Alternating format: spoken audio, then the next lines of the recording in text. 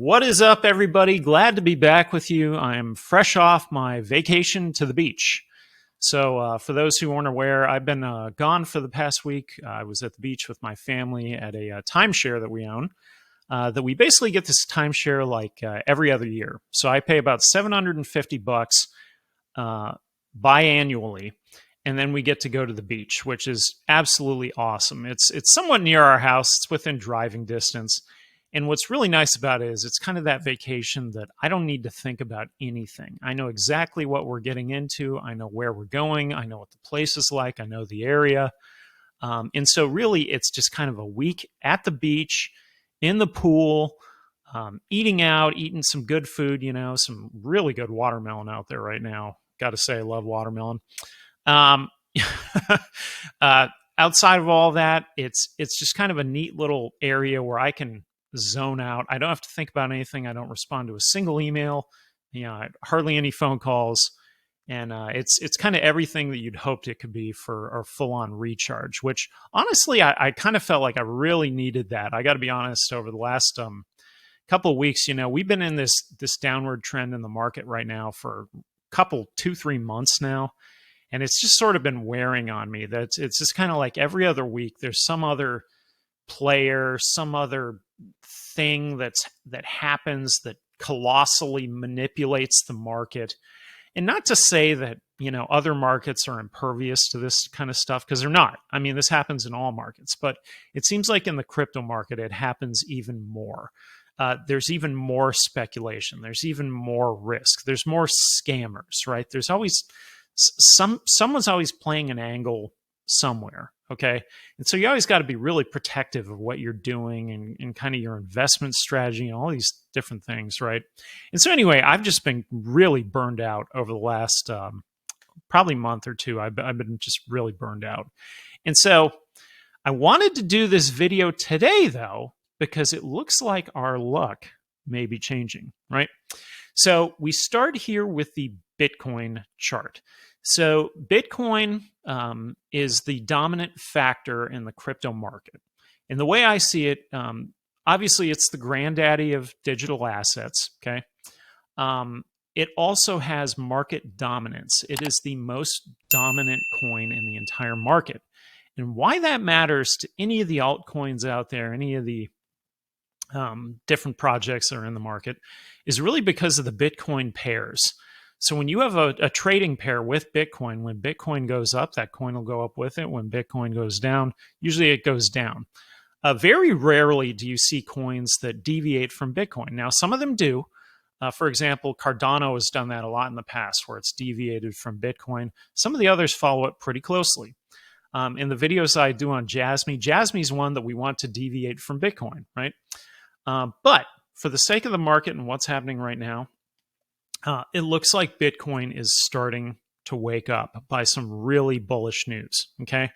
So right now, here's where we're going to kick this video off, is at Tradingview on the Bitcoin chart.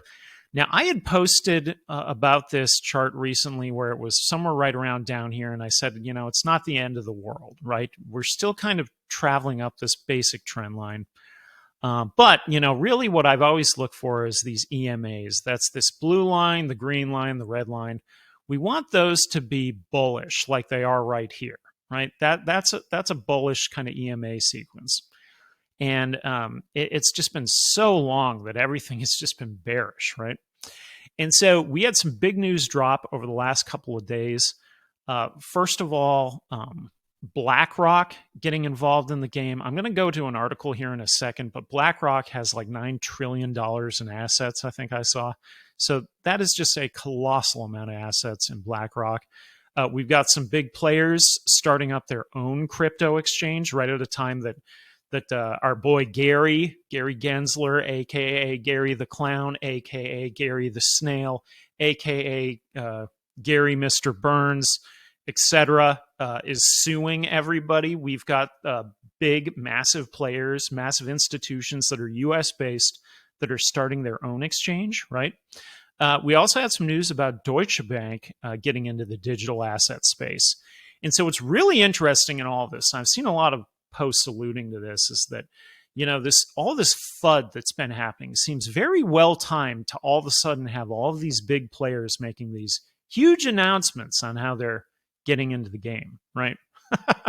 So again, it's like more manipulation, more stuff happening in the background that not everybody's aware of. We don't always know where the market makers are and what coins they're involved in. There's a lot of that kind of stuff that goes on. So let me go forward to the article here. So this article is on Telegraph. So it says Wall Street giants back EDX markets, a new cryptocurrency exchange, right? EDX markets. So this is basically backed by large financial institutions such as Citadel Securities, that's a massive one, Fidelity Investments, and Charles Schwab, right? So, I mean, this is just like a crazy announcement in my eyes, because this is a time where Gary is suing everybody. Why would you then go into the space unless maybe you know something, right? That never happens in the US. Now, it says here, this is interesting though. It says EDX supports the trading of only 4 cryptocurrencies: Bitcoin, Ethereum. Remember, I think it's Letitia James, the lady in New York, who said that Ethereum is a security. Okay, she said that. Now, Gary has not said that. She said that. And I want to say that was in their lawsuit against KuCoin. I think there's so many lawsuits going on right now. But anyhow, EDX is coming out with Ethereum. Okay, so they're saying it's not a security, right? Litecoin and Bitcoin Cash. Now, it says here in the coming months, they plan to introduce EDX Clearing, a clearinghouse aimed at settling trades executed on the EDX markets platform. So interesting, right? As part of the growth strategy, they recently concluded a funding round. Okay, numerous VC backers here. And by the way, this isn't something that just popped up yesterday. I did see another post that said this was alluded to like a year ago. So this has been in the works for quite a while, so they couldn't possibly have known that Gary was going to be suing absolutely everybody, right? Right. Okay. Moving on down. Yeah, here's the headline that I mentioned earlier about Deutsche Bank reportedly applies for digital asset custody license, right? Now it says the launch of EDX markets comes amid a regulatory crackdown by the SEC, right? Crazy. In similar vein, investment management firm BlackRock, as I just mentioned, has taken a significant step towards embracing the world of cryptocurrencies. On January 15th, the company submitted an application for the very first Bitcoin spot exchange traded fund ETF in the United States. If granted approval, it would provide investors with a regulated and convenient avenue to gain exposure to Bitcoin. And the way that they want to do this is by partnering with Coinbase and basically doing it on like an institutional level. Okay. Now, where we go from there. So let me go over to my Twitter feed where we had this post from Cameron Winklevoss that I retweeted from June 11th. This is basically a little over a week ago. This is funny, right? And he says here, a 10-year-long registration process with no end in sight. And it says Winklevoss twins plan first fund for Bitcoins, right? So this post here from Ryan Selkis says, just come in and register as a security with the SEC, right? That's what Gary tells everybody. They just need to come in and register, but then he offers no path to do so, right? And basically the SEC has failed to approve their BTF for a full decade. They applied for this 10 years ago. Like, what? And it's still out there. And so it's just ironic that now all of a sudden BlackRock's going for it. And it's bullish, obviously, because they're a massive player with $9 trillion in assets. I mean, they probably have more assets than half the countries on the planet. And they're going for it now. And so I wonder, if enough pressure is put on the SEC, if they're going to have to do something, right? Obviously, I did my recent video on what's going on with the SEC, and it's a crackerjack dumpster fire is a good way to put it. The SEC, they can't agree on anything internally. I think that was in the Hinman memos, the back and forth. that's going on that's part of the XRP case. And I've actually kind of been thinking all along that I've been thinking the next catalyst could be that XRP case. Like, if that is favorable to the crypto market, then it could really catapult everything upwards. If it's not favorable, it could be another one of these random black swan-y things that comes along, right? But we have something else that's in our favor. So check this out. So if we go over to the Bitcoin dominance chart, let me get rid of that. There we go.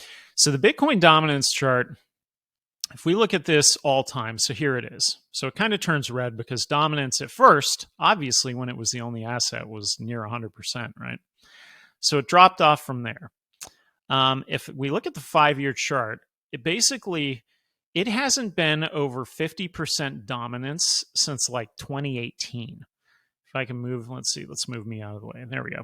So all the way back here in 2018 was the last time Bitcoin was over 50% dominance. That's a long time ago. I mean, that's like 5 years ago. Like, gosh, I mean, that's back when my beard was still dark. So it's been quite a while, right? And, everything was riding high. I remember this spurt right here. This is kind of the end of 2020. Everything was really taking off. I think Bitcoin maybe tripled in value between here and here. Everything was looking great. And then it basically went off the cliff, the roller coaster straight down kind of at, the end of April, beginning of May of 21. Ever since, it has just been floundering. Goes up a little bit, goes down a little bit, up a little bit, down a little bit, etc. And we've had a lot of sideways action, right? We've had a lot of black swan events. There's been a lot of random things that have happened in this market. Like I said, it's all those things that have just really just kind of burned me out lately. There's always something, It's like it doesn't even have a chance to run before it's kneecapped by some other crazy thing. And I think that's kind of what all of this looks like right here when you look back in time. I mean, this is like almost 2 years of kind of just sideways action, up and down, up and down, up and down. But we just crossed 50%. So this is absolutely huge on the Bitcoin dominance, because this is a predecessor to the ultimate, Bitcoin move, which essentially is the halving and the greater dominance. And then usually what happens is somewhere in here, Bitcoin becomes less dominant. The alts kind of take over. That's when you have your big altcoin super cycle. And we really haven't had any of that because all of this crazy COVID stuff, the lasting effects on the market, the CPI, the Russia war, all these geopolitical things, China tensions with Taiwan, all this crap, that simply the markets need to be able to work, right? Business needs to be able to occur. And there's just been one business disruption after another till now. So now we've got 50% Bitcoin dominance. Now, if we look back in time here, let's see, I'm kind of in the way again. Let me move me over there. So if we look back in time here, Bitcoin dominance kind of peaks out around, let's say 71, almost 72%, goes down a little bit, goes back up to about almost 71, let's say, goes down a little bit, peaks out one more time, almost 71. So using that as a historical reference, then theoretically our Bitcoin dominance has roughly about 21 points or so that it could possibly run in this chart right here. And this is so important for the whole market. You can see when Bitcoin went up, look at this, the whole market, well, not the whole market, a few of them are down, but most of the market went up with it, right? A lot of upward movement in this market. And so, for all those altcoins that you're looking at, that you want to, take off to really, turn into something, the market has to turn in our favor, right? I mean, that's kind of where we're at. The market has to be in our favor, and it just hasn't been for so long. I mean, God, 2 years, it's just it's like you ate bad food and it just doesn't go away, right? You're just stuck with it. It's like your side kind of hurts, and we just haven't been able to get out of this thing. And so anyway, I think that now this is an early indicator. Could anything happen from here? Sure. Could the market go back down? Sure. It's already showed us last time around it was a little bit different, right? But by all accounts, 2024, 2025 should be good years for Bitcoin. Whether it fully does what it did before, to be determined. Whether this past cycle was just kind of, like I said, kneecapped due to multiple events, that could be true too. Whether the cycle is going away ultimately, that might be true as well. If there were less Bitcoin pairs, but there's quite a lot right now. Maybe things change with the exchanges if we can somehow, get some sort of regulatory framework. I posted about that umpteen times. No one cares. Nobody cares, right? Get no response from anybody. I've posted all over the place. Again, it's just like shouting into a brick wall, right? and no one cares. So whatever. In the meantime, I'll keep making videos because that's what I do. I try to bring a common sense approach to this thing. And that's what we'll do from here. So the bottom line is we have really bullish news here between BlackRock, between a new cryptocurrency exchange launched by 3 massive US-based players. We've got Deutsche Bank with digital assets. And so a lot is happening in the space all of a sudden. And I think what's going to happen, it's funny in this market, whenever it's down, everybody's like Chicken Little, like, I guess that's it, because there's so many trolls in here and all kinds of other factors, right? But everybody thinks, hey, that's it, right?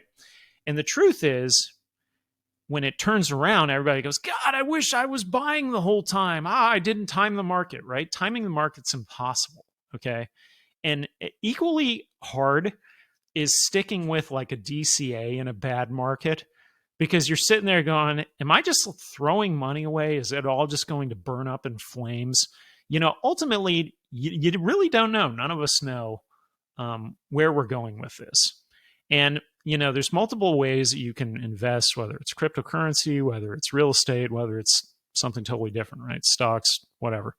But there does seem to be some potential here if the market is allowed to do its thing. Now, if people keep manipulating it over and over and over again, it's just very detrimental. And I think the market in the long run, the genie's out of the bottle. The market's going to survive regardless. But it just extends the time frame. It messes up the cycle. It does all these things. And what's hilarious, is here in the U.S., the SEC tries to tell you that basically they're looking out for you. They're looking out for the investor. Well, every move they make manipulates the market and loses you money. So it's like, I don't need you to look out for me, Gary. Thanks. We got it, right? We're all good. So anyway, that's it for this video. Just want to throw this out there really quick and just kind of tell you, hopefully things are changing here. Hopefully things turn around. And this is a really good sign here with Bitcoin dominance, as well as these other Bitcoin moves. These are major moves. So it's very possible we could be on the upward trend now, maybe for a month, maybe for a couple months. Maybe it goes beyond that, right? But this is just the beginning. So hopefully you enjoyed the video. It's good to be back, as always. I'll try to make some more videos. Like I said, I've just been fried and burned out, and it's kind of hard to make videos when the market's just always down and there's always somebody doing something. But I'll try to get some more going again, as always. And don't forget, this is Jesse with Keeping It Real Finance, channel that always says you're back, tells it like it is, and I will see you on the next one. Later.